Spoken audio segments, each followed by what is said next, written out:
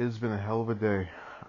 Theresa May, the Prime Minister of the United Kingdom, was able to survive a confidence vote in her leadership of the Conservative Party as Britain woke up to the news that the required number of 48 letters from Conservative MPs had been received to trigger the vote. May went on the defensive to rally her party and save her job, emerging from 10 Downing Street to speak to the waiting media early on Wednesday morning. Prime Minister May stated unequivocally that she would fight the vote with everything I've got, and that changing leader now would put our country's future at risk. With steely determination, she made it clear that she stood ready to finish the job. Throughout the day, May valiantly tried to shore up support.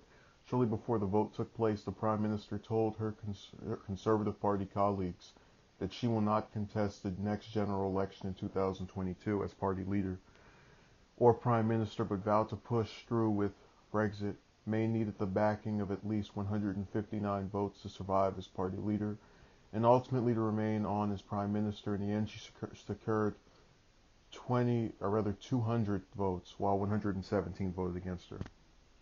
The result is decisive enough for May to continue on as party leader and Prime Minister. According to the party's own rules, no further leadership challenge can be brought against her for at least 12 months.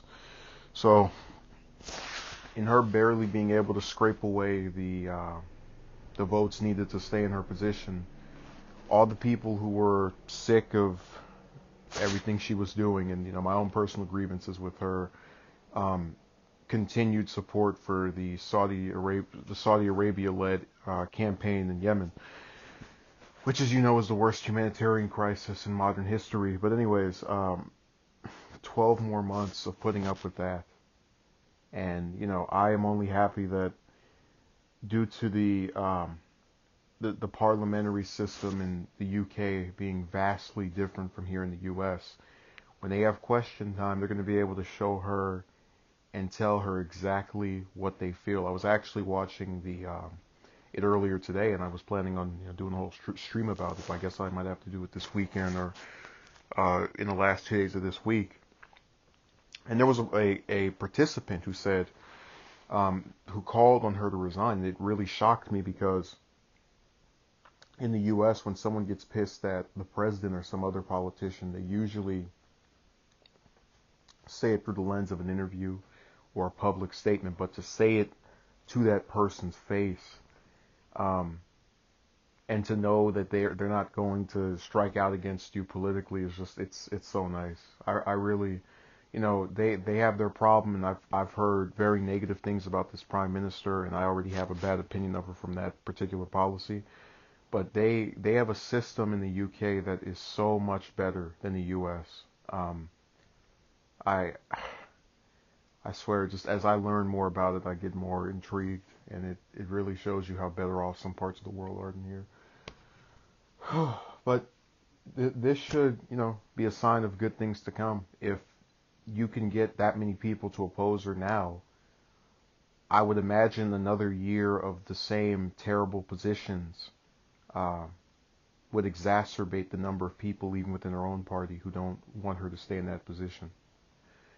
Although I do have to say the one bittersweet part of all of this, as I try to remain positive, and this Prime Minister who I'm not too fond of is sticking around, every bad thing that she's done up to this point is just going to continue.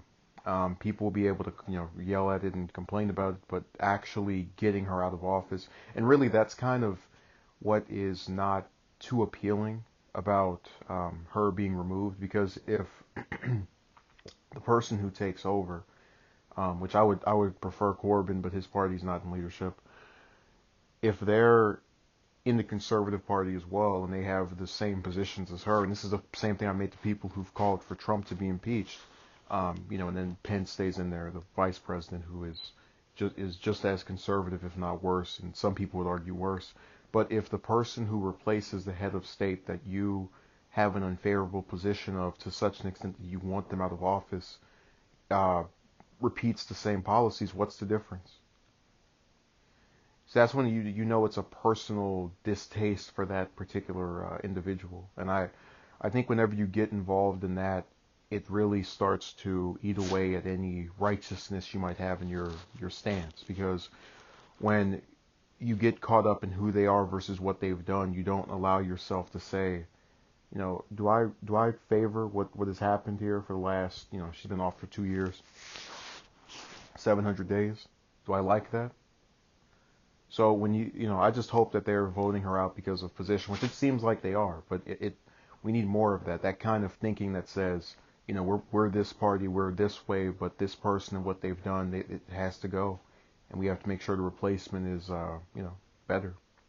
But there's actually a pretty similar thing going on in France right now with Macron, and I was going to speak about that too, but I'll probably put it off until tomorrow. It is a fascinating downward spiral, and it's kind of what I've seen here.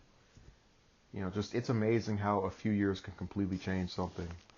These two leaders that were elected less than 2.5 years ago are now just plummeting in their support. It's funny. So she was able to barely get out of here. Hopefully they are able to get rid of her after the next 12 months. We'll find out.